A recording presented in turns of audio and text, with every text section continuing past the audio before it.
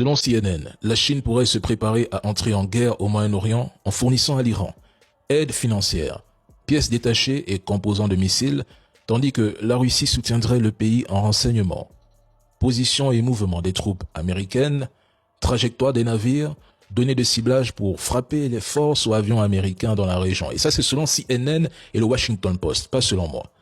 Questionné sur les informations, la CIA et le ministère de la Défense, pourtant très bavards d'habitude, ont refusé de commenter, ignorant purement et simplement les questions.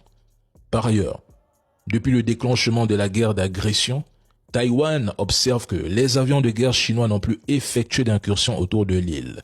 Pour Taïwan, c'est une situation inédite. C'est la plus longue période d'accalmie de ce type depuis des années.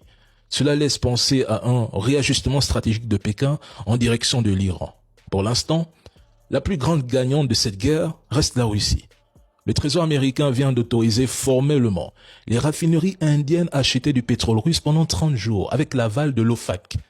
Une mesure clairement destinée à maintenir le flux de pétrole sur les marchés mondiaux alors que l'Iran tient le Golfe en otage. Et croyez-moi, ça continuera à faire très mal tant que l'Iran poursuivra sa guerre asymétrique.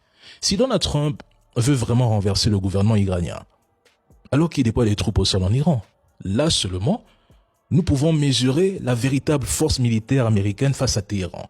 Parce que jusqu'à présent, il est trop facile de bombarder un pays depuis les airs, surtout quand ces opérations sont soutenues par des alliés de l'OTAN, l'entité, et ne nécessitent pas d'engagement terrestre réel.